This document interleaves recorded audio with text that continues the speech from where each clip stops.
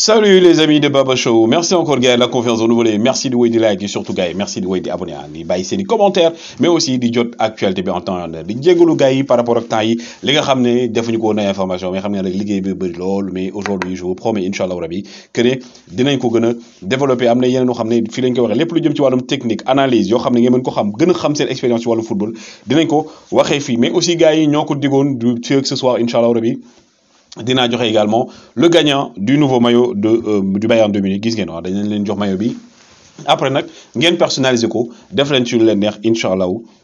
rabi mais boo leen bëgg a jàppale également gars yi jël leen lien bi ngeen partagé ko ak seen i xarit ak ñëpp ngir gën ñoo mën a encourager mais également gën a agrandir chaîne bi incha allahu rabi gars yi aujourd'hui nag on va parler de quelque chose d'assez important on va parler de kii nga xam ne mooy donc Pep Guardiola. Pep Guardiola, aujourd'hui, sa victoire avec Manchester City en Premier League, mais aussi ascension bi nga xam ne mi ngi koy am depuis quelques années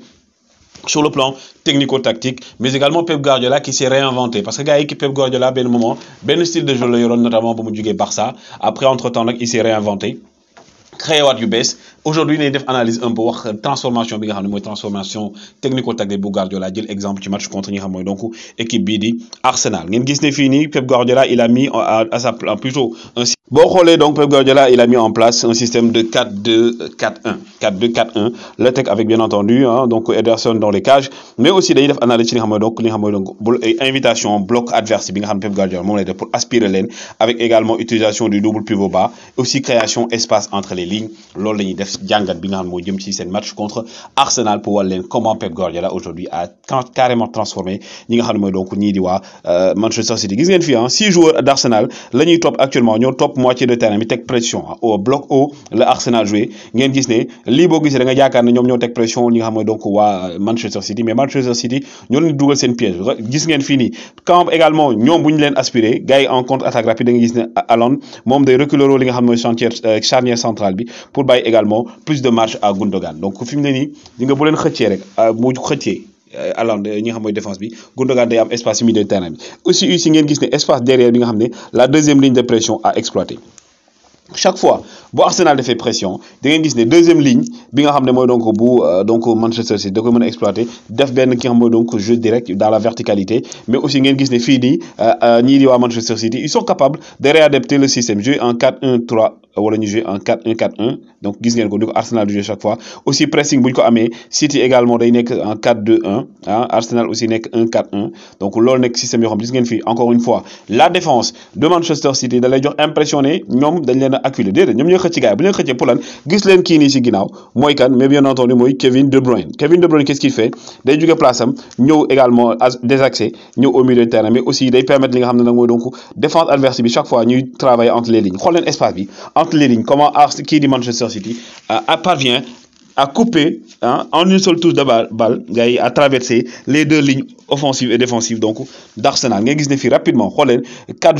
5 joueurs d'Arsenal déjà éliminés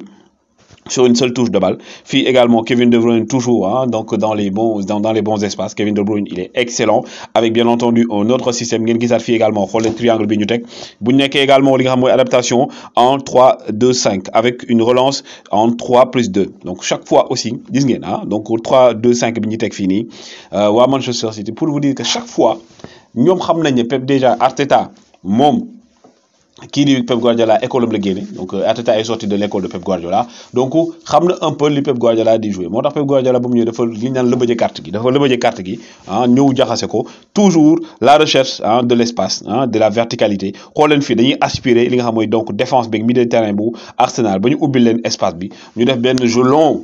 vers la droite pour jot également ki nga xam mooy fixation intérieure bi nga xam ne basculement pour aérer gis ngeen chaque fois dañuy fixer à l'intérieur gars yi ñëw dugg ci kii bi pièce bi ñu daal di sànni de l'autre côté et quand également aujourd'hui ici xool leen bu ñu defee relance bi y a toujours la défense d'Arsenal qui est compacte mais xool leen espace bi entre les lignes pour vous dire que ne chaque fois joueur de Manchester City ñoo koy def exprès dugg ci diggante ñaari joueurs pour am également de l'espace nga xam ne ils vont jouer quand même dans la verticalité xool leen fii Haaland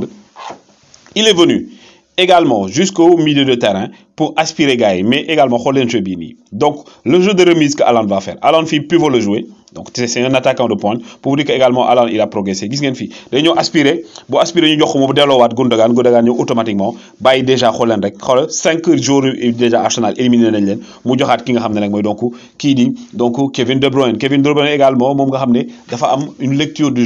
jeu boo xam ne moom automatiquement également gis ne Haaland day provoquer demander vers l'intérieur avec sa rapidité et tout fii aussi li nga xam ne mooy bloc compact bu Arsenal bi ñëw nekk un triangle à 5 sur ki nga xam ne mooy donc kii di donc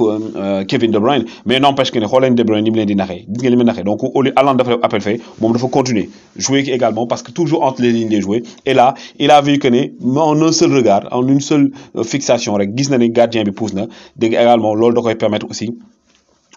donc ajuster dinañ ci ñëwaat mais aussi xool leen fii encore xool leen les joueurs d'Arsenal ils sont au total ici fini ah boy set ils sont 8 presque 8 su ma juumul donc ici des joueurs d'Arsenal donc à 6 pour ñëw nekk ci pour bloc compact bi chaque fois nag waa Manchester City ñoo koy tey aspirer leen xëcc leen retarder jeu bi pour ñu ñëw bu ñu ñëwee dañuy bàyyi chaque fois espace derrière parce que Arsenal également ils sont obligés donc de se projeter vers l'avant étant donné que ñoom la ñu mënee 1-0 mais ils en profitent toujours les joueurs de Pep Guardiola léegi nag ñu dem ci beneen pàcc boo xam ne aussi dañuy def jàngat bi muy lan muy manœuvre pour aspirer la pression ouverture d'espace entre les lignes utilisation également de Haaland et également de Kevin De Bruyne comme point d'appui intérieur attaque de la profondeur gis ngeen fii point d'appui bi nga xam ne Haaland ak Kevin De Bruyne la ñuy jouer pour également nekk point d'appui intérieur mën a aussi attaquer dans la profondeur xool leen fii encore une fois fii nii Ederson moo koy tey tee bal bi gis ngeen l'attaquant bi nga xam ne mooy donc Arsenal en 4+2 la ñu nekkee ñi nga xam mooy Manchester City chaque fois waa Arsenal dañuy jàpp ne ñoo couvrir mais automatiquement xool leen ligne yu bleu yi mooy espace yi nga xam ne moom la waa Manchester City di exploiter ngeen gis également fii City moo ko tey day travailler pour lan pour aspirer ak attirer li nga xam mooy pressing bu Arsenal fii nii défenseur bi day temporiser pour wax li nga xam mooy waa Arsenal pousse ci leen ñëw leen jël ci bal bi et tout donc mais chaque fois rek décalage day am xool leen fii téye na bal bi entre les lignes toujours il y a de l'espace du côté gauche am na espace mais gis ngeen défenseur Arsenal mi ngi fi xam nañu fàtt nañ fi donc qu'est-ce qu'il fait de jouer automatiquement entre les lignes avec son joueur bi nga xam ne nag mooy kii nii Rodri pour que après moom mu def remise xool leen Rodri bu mu defee remise gis ngeen fu mu ñëwaatee moom day ñëwaat encore jox fi nga xam ne mooy donc Stones il y a également une couverture ici et de l'autre côté il n'y a personne parce que 4 joueurs Arsenal yëpp ñi ngi dem vers le côté gauche donc ñoom dañuy basculer li nga xam ne mooy jeu bi vers l'autre côté waa Manchester City tellement ni Pep Guardiola gis ngeen fii ni mu basculer jeu bi ci beneen côté donc loolu day créer surnombre chaque fois pour ñi nga xam ne mooy donc waa Manchester City ils ne sont pas forcément rapides les joueurs de Manchester City mais ils ont une intelligence plutôt de jeu bu exceptionnelle bu graaw avec Pep Guardiola parce que Pep Guardiola loolu lay gën a liggéey les déplacements xam la wax ma ngoog fii nii ngeen gis également la pression bi nga xam ne gars yi def nañ ko au niveau du milieu de terrain xool leen densité milieu de terrain bi espace bi yëpp ñu daal di marqué foofu kenn nekku fa donc bal bi nag fa la daal di jëm bu fa jëmee yaa kii gis ngeen xool leen y'a Haaland qui vient donc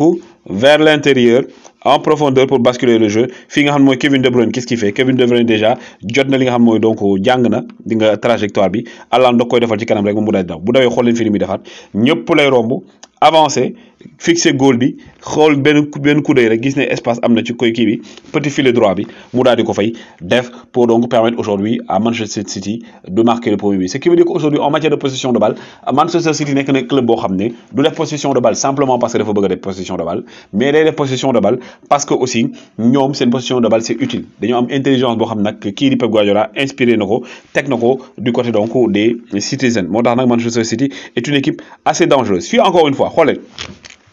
la partie rouge nga xam ne pour yow fii da ngay jàpp ne Arsenal fàtt nañ fépp mais qu'est-ce qu'ils font ils ramènent plutôt et rejouent derrière avec leur gardien Ederson bi nga xam ne également jeu du pied bi il est excellent Ederson qu'est-ce qu'il fait donc manœuvrer encore pour inviter à la pression day téye bal bi aussi temporiser pour wax waa Arsenal ñëw leen jël si bal fi mu ne nii 4 lañ contre combien contre également 3 défenseurs de City dans l'axe et aussi un arrière latéral qui est carrément décalé fii nii qu'est-ce que Ederson day fait day joxaat fële bu joxaatee fële gis nga fii nii joueur Arsenal day dem top pression bi kii des ci goal bi gis ngeen ligne bi am fii trajectoire bi am fii donc lecture bi am fii mais aussi am na beneen espace boo xam ne dinañ ko utiliser par rapport li nga xam mooy donc système de jeu bi ñu jëlaat fii xooleen bal bi nu muy def day jógee d'un sens à l'autre fii day defaat également basculement vers l'autre côté dañuy xaw a doflo un peu désarçonner li nga xam ne mooy donc l'équipe de Arsenal parce que c'était ça la stratégie désarçonner leen parfois nga dem ba perte loon ni confiance téye bal bi jouer gauche droite am Ndiaye joxal Diop joxal Diouf joxal Sarr mu ngoog ah noonu la ñuy def encore une fois fii xool leen li gën a prévisible mooy jox bal bi du côté donc du côté droit mais du ko def Stone ne va pas faire ça de jouer dans la verticalité et aussi profiter de l'espace laissé par ñi nga xam ne donc ñii di waa Arsenal mu daal di jox ki nga xam ne nag mooy donc kii di Gundogan mu daal di koy remisaat bu ko remisaatee automatiquement xool leen beneen ligne bu ñuul bi dem ci espace bi ñu ngi encadré gis ngeen foofu noonu y a qui encore une fois y a un joueur de Manchester City toujours aux aguets comme ici Erling Braut Haaland ki nga xam dafa ñëw aspirer défense bi ñëw ba si milieu de terrain bi pour récupérer balle bi et il a largement gagné de l'espace parce que li tolloog nag lii di ak 5 joueurs yu Arsenal déjà éliminé nañ leen moom am na espace ak champ de vision boo xam ne da ko permettre bu jotee balle bi rek qu'est-ce qu'il fait day relancer encore jeu bi toujours vers l'avant la jëm da koy daal di projeté parce que ki nga xam ne mooy seen beneen joueur bi nga xam mooy donc kii di Kevin De Bruyne il est arrivé au stade où carrément am na benn complicité bu am et aussi automatiquement c'est autre chose moo tax gars yi ñii di Manchester City avec Pep Guardiola ils se sont réinventés sincèrement Pep Guardiola aujourd'hui on peut dire de manière incontestable qu'il est ou il fait partie des meilleurs entraîneurs au monde gars yi c'était des informations que je voulais vous donner hein woy leen di like woy leen di abonner surtout partagez leen vidéo yi on se retrouve tout à l'heure sur Baba Show gars yi également pour donner le nom du gagnant du maillot, Inch'Allah Rabbi. On avance ensemble, gars, avec Baba Show. Toujours un plaisir de vous servir, gars. Ja Ngen Jeff.